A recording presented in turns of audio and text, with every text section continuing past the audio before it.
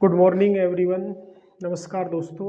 आज हम जो परीक्षा की तैयारी 22, 23, 70 की कर रहे हैं, इसमें अब तक हमने 7 पाठ लगभग पढ़ लिए हैं। आज हम पाठ नंबर 8 पढ़ने जा रहे हैं। तो कम समय में एक अच्छा रिजल्ट कैसे दिया जा सकता है, इसको लेकर हम बिल्कुल मुख्य मुख्य टॉपिक्स हल करवा रहे हैं। तो आज हम इस सिलसिले में आज हम पाठ नंबर 8 कि जीव जनन कैसे करते हैं, इसके बारे में हम आपको पढ़ाने जा रहे हैं। तो देखिए, ये पाठ परीक्षा में कितने क्या नंबर का आएगा।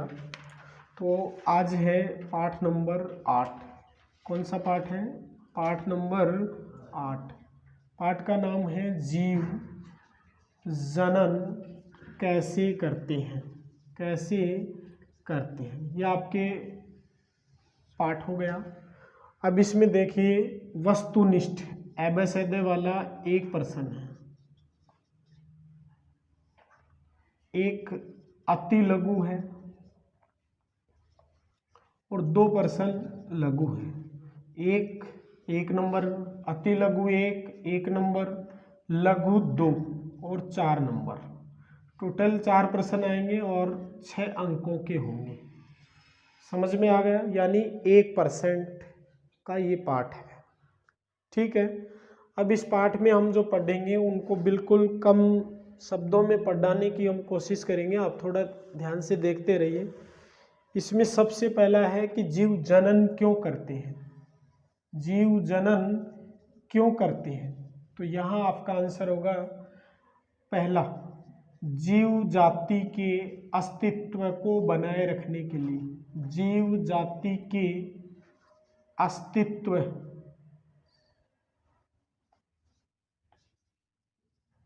को बनाए रखने के लिए। दूसरा, अपनी उत्तरजीविता को बनाए रखने के लिए।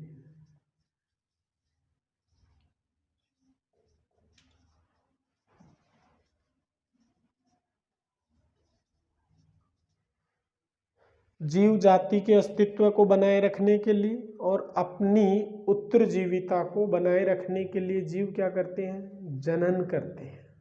समझ में आ गया है? अब इसका पहला शब्द क्या लिखा है, देखिए।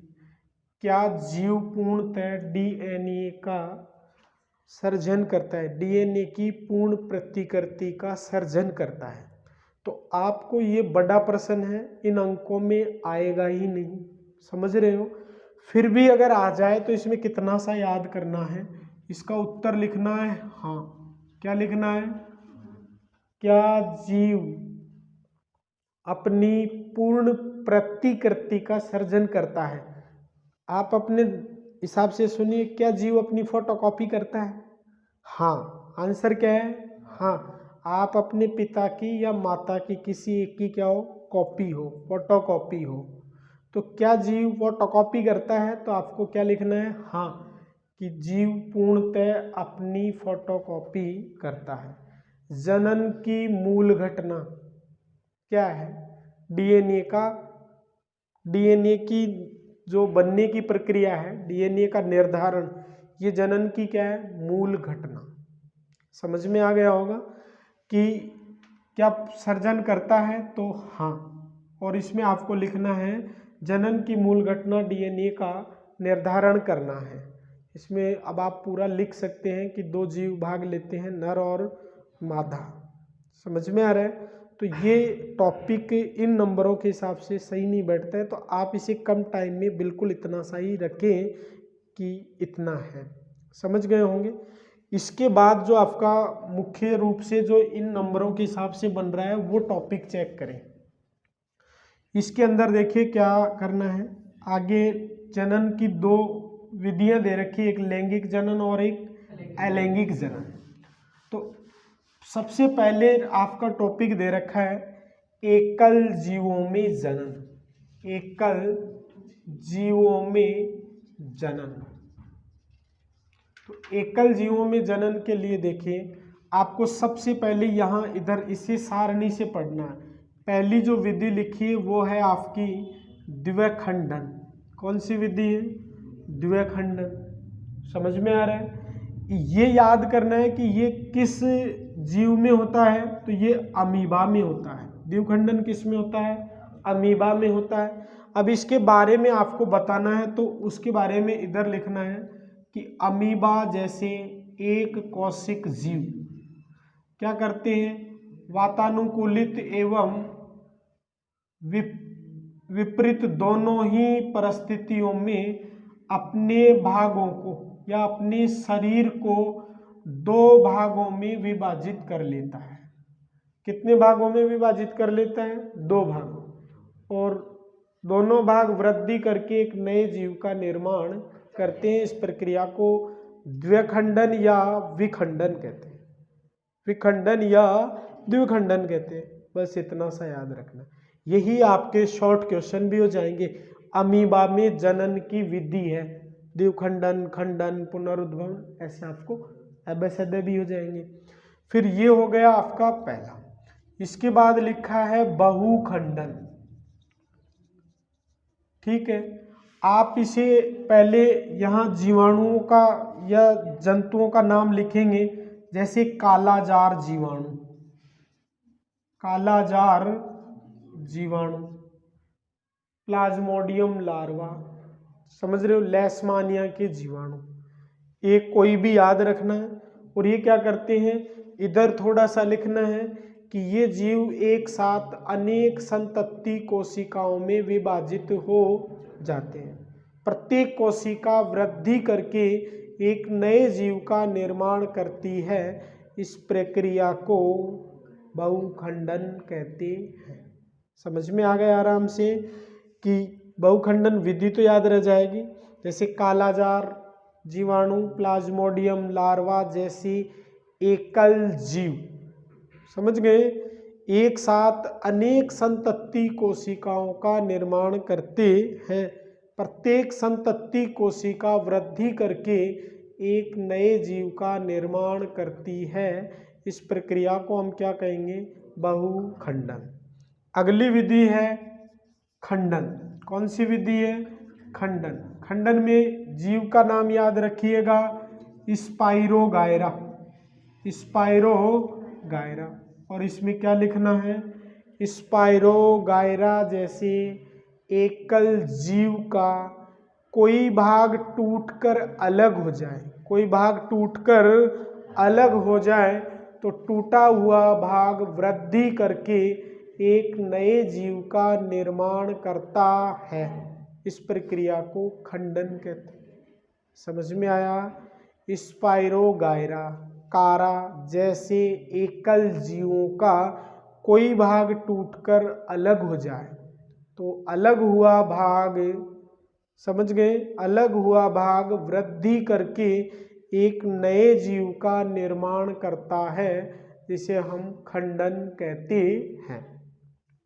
इसके बाद जो अगली विधि है वो है आपकी मुकुलन। कौन सी विधि है? मुकुलन। मुकुलन में जीव का नाम लिखना है हाइड्रा। अब इसमें क्या होता है कि हाइड्रा जो जीव है, इसके शरीर पर ऐसे एक कली या परवर्ध बनता है। इस कली या परवर्ध को क्या कहते हैं? मुकुल कहते हैं। क्या कहते हैं? कली, परवर्ध या मुकुल कहते हैं। और ये अनुकूल परिस्थितियों में पृथक होकर एक नए जीव का निर्माण करता है। इस प्रक्रिया को मुकुलन कहते हैं। समझ में आ गया? क्या समझे? हाइड्रा जैसे एकल जीवों के शरीर पर एक कलिका या परवर्ध या उभार बनता है, जो वातानुकूलित परिस्थितियों में अलग होकर एक नए जीव का निर्माण करता है। इस प्रक्रिया को मुकुलन कहते हैं। क्या कहते हैं? मुकुलन कहते हैं। इसके बाद जो अगली विधि है वो है आपकी पुनरुद्भवन। पुनरुद्भवन। पुनरुद्भवन का द्वारा जीवों में जनन कौन से जीवों में होता है? तो ये होगा आपका प्लेनेरिया। किसके अंदर होता है? प्लेनेरिया। अब इसको थोड़ा अच्छे से समझना। प्लेनेरिया जैसे एककोशिक जीवों का शरीर किसी कारणवश छत विकसित हो जाता है तो छत विकसित भाग वृद्धि करके एक नए प्लेनेरिया का निर्माण करता है। लेकिन ये लिखने से पहले आपको एक अलग लाइन लिखनी है। वो लिखनी है कि कुछ जीवों में, कुछ एककोशिक या बहुकोशिक जीवों में, कुछ जीवों में खोए हुए अंगों को पुनः प्राप्त करने की क्षमता होती है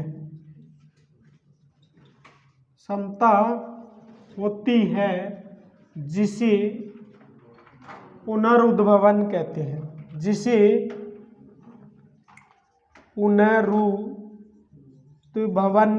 हैं। समझ गए? फिर आपको आगे उदाहरण लिखना है। क्या? कुछ जीवों में खोए हुए अंगों को पुनः प्राप्त करने की क्षमता होती है जिसे पुनरुद्भवन कहते हैं। जैसे प्लेनेरिया जैसे एककोशिक जीव किसी कारणवश छत विकसित हो जाए तो उनके प्रत्येक टुकड़ी वृद्धि करके एक नए जीव का निर्माण करते हैं। इस प्रक्रिया को पुनरुद्भवन कहते हैं। समझ में आ गया आराम से? कोई दिक्कत नहीं है। अब इसके बाद जो अगली विधि है वो देखिए, वो कौन सी है? बीजाणु समासंग।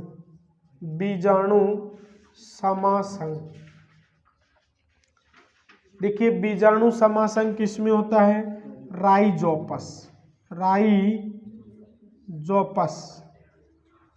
राइजोपस का कवक जाल।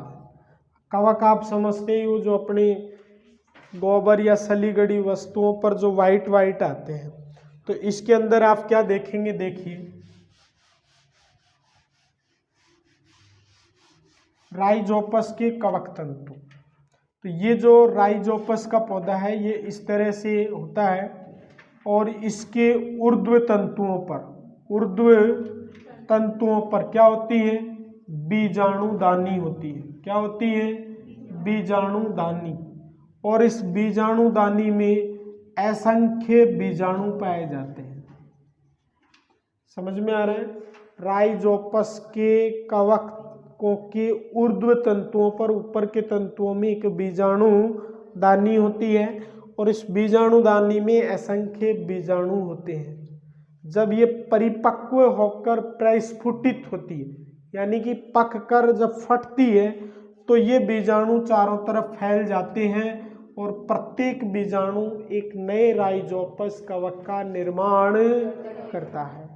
समझ गए? इस प्रक्रिया को क्या कहते हैं? बीजाणु समासन। समझ में आ गया है कि राइजोपस कवक के ऊर्ध्व तंतुओं पर एक बीजाणुदानी होती है, इसमें असंख्य बीजाणु होते हैं और ये बीजाणुदानी परिपक्व होकर फट जाती है, तब प्रत्येक राइजोपस के कवक चारों तरफ फैल जाते हैं और एक नए कवक का निर्माण करते हैं। इस प्रक्रिया को हम बीजाणु समासन कहते हैं। कोई दिक्कत है? आराम से अच्छा समझ में आ गया। इसके बाद जो अगली विधि है वो है कायक परिवर्धन। क्या है? कायक परिवर्धन। अब देखिए कायक परिवर्धन का मतलब है ये होता है आपके पादपों में। किन में होता है? पादपों में होता है। कौन से पादपों में? वे पादप जो बीज उत्पादन की क्षमता खो चुके हैं, यानी बीज पैदा नहीं कर पाते हैं। जैसे केले के बीज नहीं देखे ना, तो केले के जो सर्कस होते हैं उनको काट के दूसरी जगह लगाने को ही समझ गए होंगे। अब इसमें लिखेंगे क्या? वे पादप जो बीज उत्पन्न करने की क्षमता खो चुके हैं, उनके कायक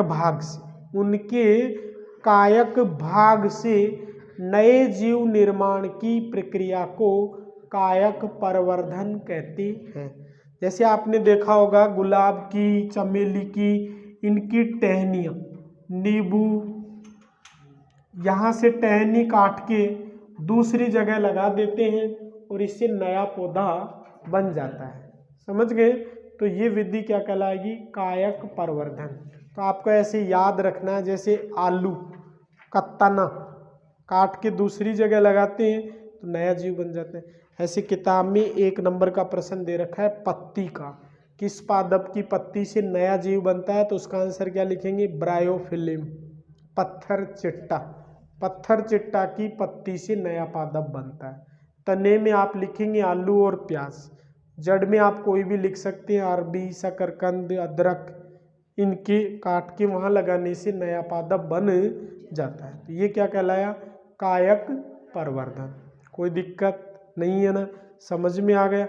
ये तो हो गई एकल जीवों में प्रजनन की विधियां। आपको इनके नाम के साथ साथ ये जीवों के नाम आते हैं तो आपके आधा प्रश्न तो वैसे ही सही हो जाएगा। समझ गए होंगे? इसके बाद जो टॉपिक है वो एक छोटा सा है, उत्तक संवर्धन। तो उत्तक संवर्धन का मतलब है कि हम एक अच्छी फसल लेने के लिए चयन करते हैं। तो एक छोटा सा प्रश्न है जो अच्छा है, उत्तक संवर्धन। इसके अंदर आपको क्या करना है? कुछ भी नहीं करना है। जिस पादप से आपको नया पादप बनाना है उसकी 1 साल पुरानी टहनी को यहाँ से धीरे धीरे रोजाना थोड़े थोड़े काटेंगे। काटने के बाद आपको इस टहनी को क्या करना है? 24 घंटे के लिए यूरिया के घोल में रखना है। किस में रखना है?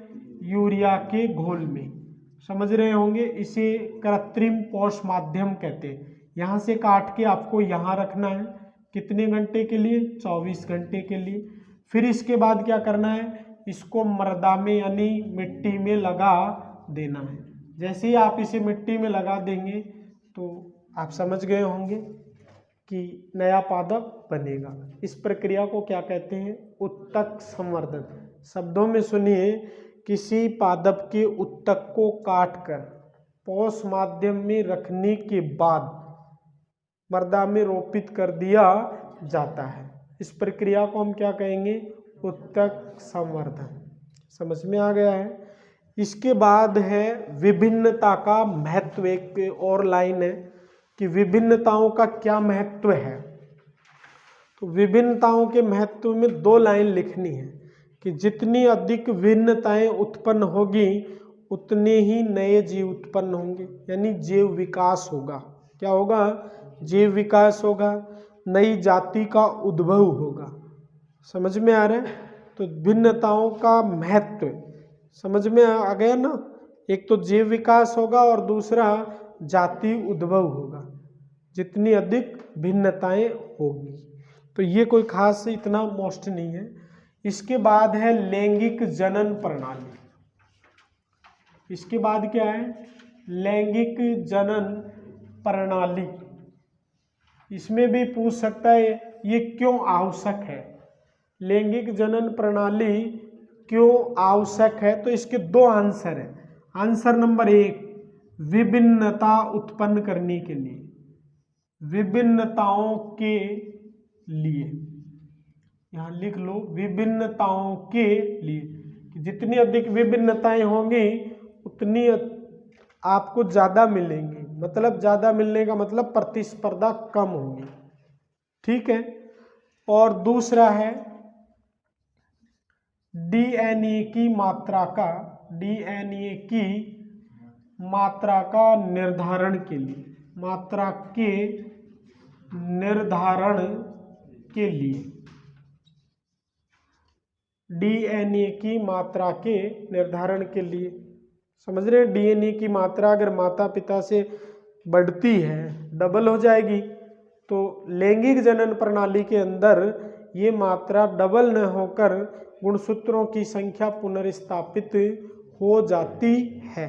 तो ये लैंगिक जनन प्रणाली की 2 विशेषताएं हैं कि एक तो विभिन्नता उत्पन्न करने के लिए आवश्यक है और दूसरी डीएनए की मात्रा के निर्धारण के लिए हम लैंगिक जनन प्रणाली का उपयोग करते हैं। अब इसके बाद देखिए आप, इसके बाद जो था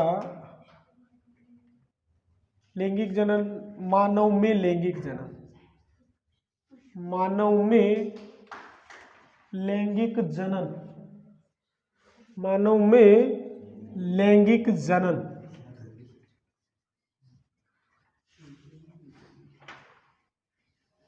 यही है अगला टॉपिक, मानव में लैंगिक जनन या लैंगिक जनन प्रणाली। कोई ना पुष्पी पादपों में इसके बाद समझा देंगे। मानव में लैंगिक जनन, तो इसमें देखिए मानव में लैंगिक जनन के लिए एक तो है नर जनन तंत्र।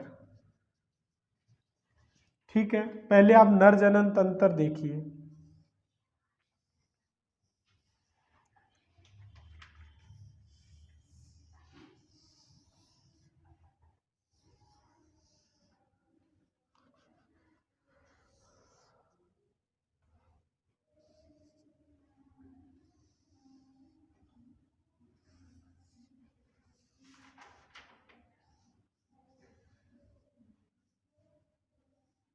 नर जनन तंत्र में देखिए, ये है आपका शुक्राशय, इसको लिखा है शुक्र वाहिनी, और इन्हें लिखा है वर्षण। इन्हें क्या लिखा है? वर्षण। और ये आपकी मूत्र वाहिनी, और ये मूत्र मार्ग। इधर इसको लिखा है प्रोस्टेट ग्रंथि, प्रोस्टेट ग्रंथि। अब देखिए एक एक देखिए वर्षण। ये हमारे शरीर का सबसे ठंडा स्थान है, उदर गुहा के बाहर पाए जाते हैं। दो वर्षण होते हैं, एक वर्षण आपके शुक्राणुओं का निर्माण करता है। किसका निर्माण करता है?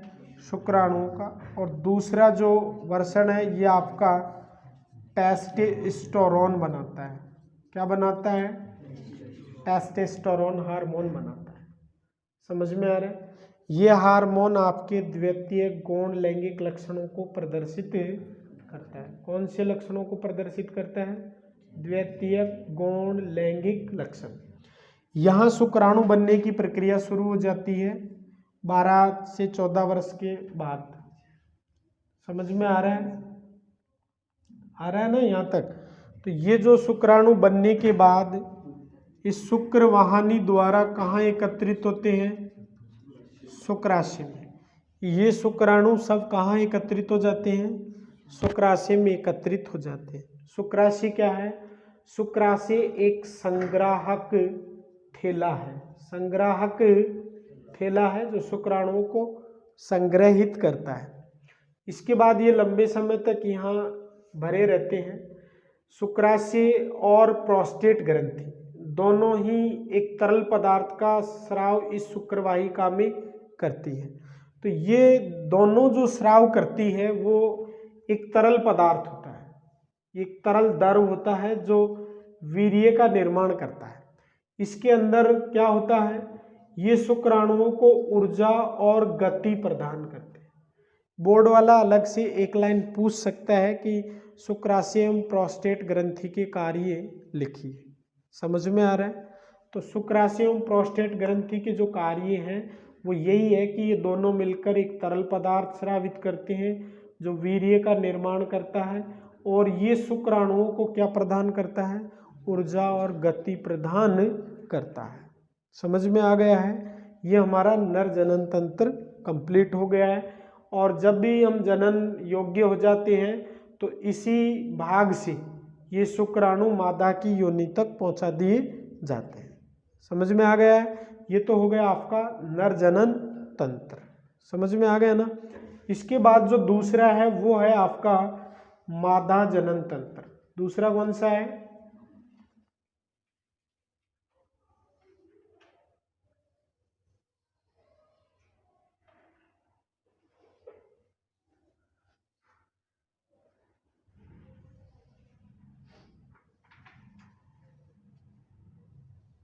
ये मादा जनन तंत्र है।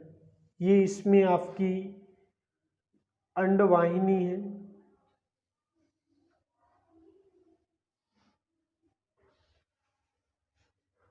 ये आपका अंडाशय है, ठीक है। और ये हो गया आपका अंडाशय की है, ये वाला भाग अंडवाहिनी, क्या हो गया, अंडवाहिनी। इस वाले भाग को लिखते हैं योनि। ये जो भाग है इसको लिखते हैं ग्रीवा। ये जो बड़ा भाग है ये क्या है, गर्भाशय। अब इसमें क्या होता है, ये मादा में पाया जाता है। ये अंडाशय जो है ये ग्रंथि के तौर पर कार्य करता है और ये दो चीजें देता है। एक तो देता है एस्ट्रोजन, क्या देता है, एस्ट्रोजन। और दूसरा क्या देता है, अंडाणु। तो एस्ट्रोजन तो आपको महिलाओं के लक्षण परिलक्षित करता है, समझ में आ गया है। और ये जो देता है वो क्या देता है, अंडाणु। ये अंडाणु बनने की प्रक्रिया पर माह, 1 माह तक लगातार अंडाणु बनते हैं, समझ में आ गया है। 1 माह तक अंडाणु बनते हैं बनते रहते हैं। और उसके बाद जैसे ही अंडाणुओं का निषेचन नहीं होता है, तो एक टॉपिक अलग से लिख रखा है, देखिए मैं इसे हटाता हूँ। जब अंड का निषेचन नहीं होता है, जब अंड का निषेचन नहीं होता है तो क्या होता है, तो वो होता है ऋतुस्राव। क्या होता है, ऋतुस्राव। अब ये ऋतुस्राव क्या है इसे समझने की कोशिश करिए। ये अंडाणु बन रहे हैं, इनका निषेचन नहीं होता है, तो ये महीने के 27, 28, 29 या 30वें दिन टूटकर, अंडाणु टूटकर गर्भाशय की मोटी दीवार के साथ टूटकर योनि मार्ग से रक्त या म्यूकस के रूप में बाहर आ जाते हैं। क्या समझ में आया, जब अंड का निषेचन नहीं होता है तो अंडाणु गर्भाशय की मोटी दीवार के साथ रक्त म्यूकस के रूप में टूटकर बाहर आ जाते हैं। इस प्रक्रिया को हम क्या कहते हैं, ऋतुस्राव। ये 12 से 14 वर्ष की लड़कियों को होता है, समझ रहे हैं। जब से शुरू होता है, तो ये जब शुरू होता है, पहली बार जब ये आता है तो हम इसे क्या कहते हैं, रजोदर्शन। क्या कहते हैं, रजोदर्शन। और ये 45 वर्ष के बाद आना बंद हो जाता है, आना बंद हो जाता है, हम इसे कहते हैं रजोनिवर्ती। क्या कहते हैं, रजोनिवर्ती। समझ में आ गया आराम से। तो ये तो हो गया अंड का निषेचन न होना। अब दूसरा देखिए कि यहाँ अंडाणु बनते हैं और ये सब इस अंडवाहिनी में आ जाते हैं। निषेचन के बाद इस योनि मार्ग से मैथुन, एक प्रश्न है, मैथुन की क्रिया कहाँ होती है, तो आपको आंसर देना है योनि में, ठीक है। फिर यहाँ से शुक्राणु ऊपर आते हैं, कहाँ, अंडवाहिनी में। तो अंडाणु और शुक्राणु जो मिलते हैं तो अंड का निषेचन कहाँ होता है, अंडवाहिनी या अंडवाहिका में। समझ में आ गया। यहाँ से जो निषेचित होने के बाद जो युग्मनज बना है, ये युग्मनज आगे जाता है और कहाँ रोपित हो जाता है, गर्भाशय। तो आपसे यहाँ नया प्रश्न पूछ लेगा, भ्रूण का रोपण कहाँ होता है, गर्भाशय। समझ में आ गया, यहाँ तक कोई दिक्कत है। भ्रूण गर्भाशय में रोपित हो जाता है, ठीक है। और ये प्रक्रिया 9 महीने तक चलती रहती है, भ्रूण धीरे धीरे वृद्धि करता रहता है। यहाँ भी 1 नंबर का क्वेश्चन है कि माँ के गर्भाशय के ऊपर एक तस्त्रीनुमा संरचना पाई जाती है। क्या पाई जाती है, तस्त्रीनुमा संरचना पाई जाती है, जिसे हम क्या कहते हैं, प्लेसेंटा। और ये प्लेसेंटा गर्भस्थ भ्रूण का पोषण करता है, गर्भस्थ शिशु का क्या करता है, पोषण करता है। समझ में आ गया है। और ये शिशु निरंतर वृद्धि करके 9 माह बाद, भ्रूण वृद्धि करके शिशु के रूप में 9 माह बाद प्रसव प्रक्रिया द्वारा एक नए जीव का निर्माण करता है। तो ये तो हो गया आपका मानव में लैंगिक जनन। इसमें एक छोटी सी परिभाषा है, जैसे यौवन आरंभ, 1 नंबर में पूछ सकता है यौवन आरंभ क्या है, तो आपको लिखना है किशोर अवस्था के दौरान। किशोर अवस्था के दौरान शारीरिक वृद्धि रुक जाती है और जनन अंगों का विकास होता है। इस अवस्था को हम क्या कहते हैं? यौवन आरंभ। क्या कहते हैं? यौवन आरंभ। कोई दिक्कत है? समझ में आ गया आराम से। और अब इसमें जो छोटे प्रश्न हैं वो आपको साथ के साथ बता दिए हैं कि मैथुन प्रक्रिया योनि में होती है, अंड का निषेचन अंडवाहिनी में होता है, अंडाणु का निर्माण अंडाशय में होता है, भ्रूण का रोपण गर्भाशय में होता है। ये छोटे छोटे आपके प्रश्न क्लियर हो जाएंगे। अब इसके बाद जो आता है वो टॉपिक लिखा है जनन स्वास्थ्य, जो मानव से संबंधित है। तो जनन स्वास्थ्य के अंदर आपको क्या क्या देखना है छोटे प्रश्नों के तौर पर। तो इसमें दो प्रश्न दे रखे हैं। एक तो दे रखा है जनन स्वास्थ्य। इस जनन स्वास्थ्य के अंदर क्या क्या लिखा है वो देखिए। जनन स्वास्थ्य में दो रोग पूछेगा वो। तो दो रोग तो पूछेगा जो जीवाणु द्वारा होते हैं और दो पूछेगा जो वायरस द्वारा होते हैं। तो इन पे ध्यान रखिए। इसमें जो दो रोग आएंगे वो है एक गोनेरिया और दूसरा आएगा सिफिलिस। और इसके अंदर एक आएगा आपका एड्स और दूसरा लिखना है मस्सा।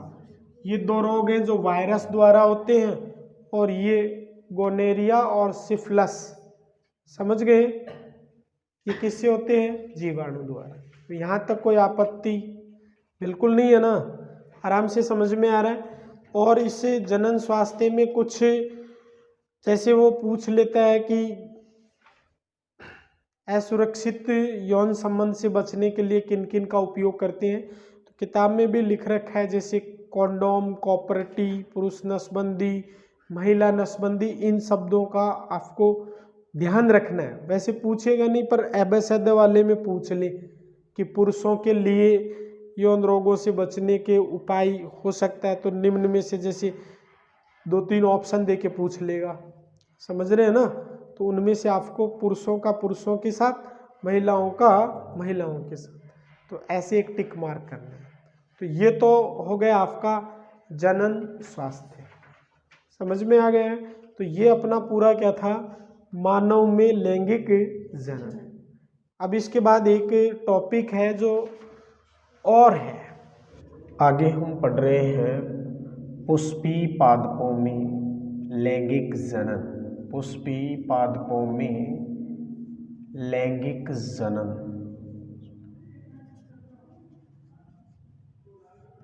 लैंगिक जनन। इसके लिए देखिए बेटा, पुष्पों में दो प्रकार के होते हैं। एक पुष्प होता है एक लिंगी। कौन सा? एक लिंगी पुष्प। और दूसरा होता है द्विलिंगी या उभयलिंगी। उभयलिंगी, द्विलिंगी या उभयलिंगी पुष्प। तो पहले एक लिंगी पुष्प देखिए बेटा। वह पुष्प जिसमें स्त्री केसर और पुंकेसर, स्त्री केसर और पुंकेसर दोनों में से कोई एक जननांग उपस्थित हो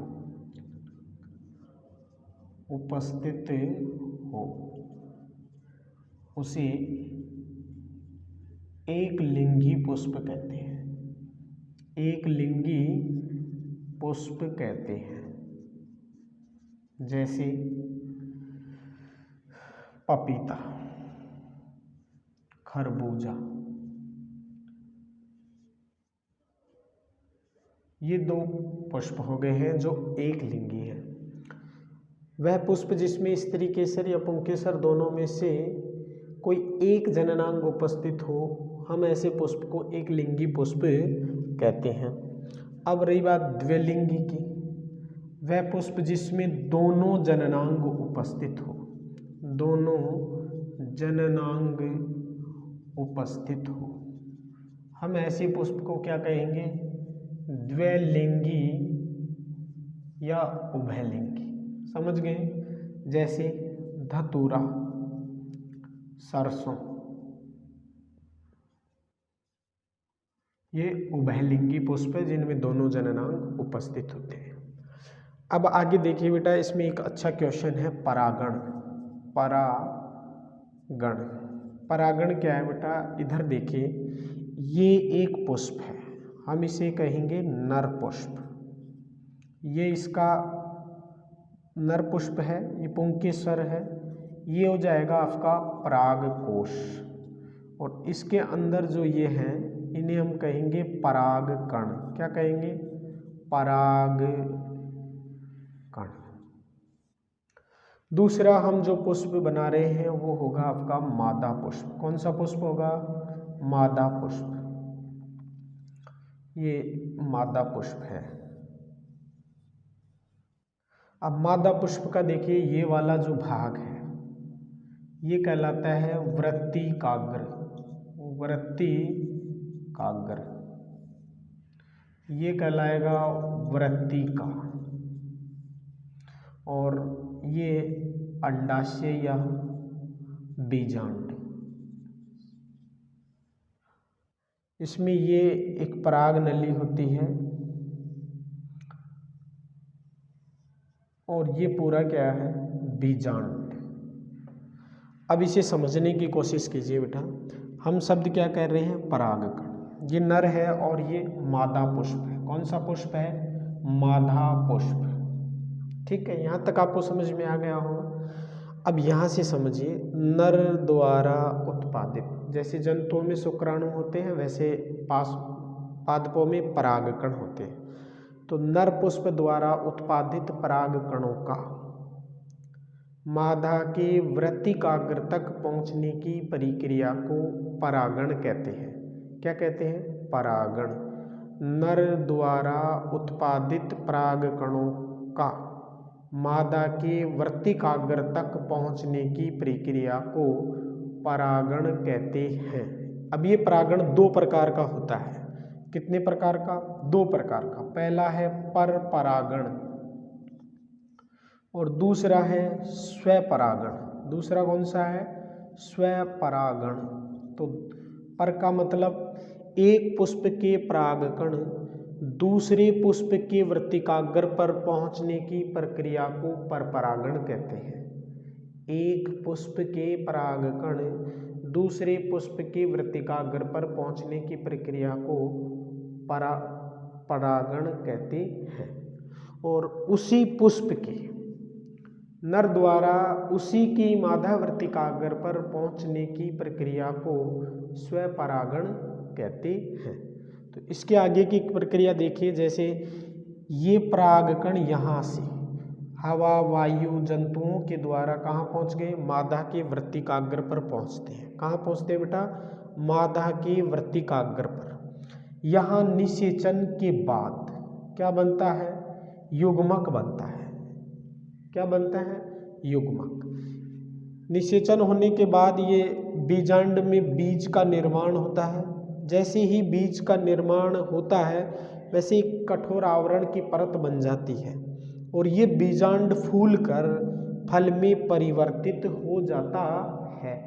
और इसके ये जो बाह्य दल सभी सहायक दल गिर जाते हैं और ये फल में परिवर्तित हो जाता है। फल में बीज होते हैं जो एक भावी पौधे का निर्माण करते हैं। इस प्रक्रिया को थोड़ा दोबारा सुनिए। नर से परागकण वृत्तिकाग्र पर पहुंचते हैं। ये थोड़ा चिपचिपा होता है। पराग नली में परागकण अंदर प्रवेश करते हैं। यहीं पे निषेचन होता है। निषेचन के बाद युग्मक बनता है और ये युग्मक कहाँ आ जाता है? बीजांड में। कहाँ आ जाता है? बीजांड में। बीजांड फूल कर मोटा हो जाता है और एक कठोर आवरण बनाता है जिसमें बीज का निर्माण होता है। संपूर्ण बीजांड फूलकर एक फल का निर्माण करता है और जब फल का निर्माण होता है तो ये सभी सहायक दल गिर जाते हैं और फल में बीज होते हैं जो एक भावी पौधे का निर्माण करते हैं। इसके बाद एक छोटी सी परिभाषा है कि बीजों का नवोद्भिद पादप के रूप में विकसित होना अंकुरण कहलाता है। बीजों का नवोद्भिद पादप के रूप में विकसित होना क्या कहलाता है? अंकुरण कहलाता है।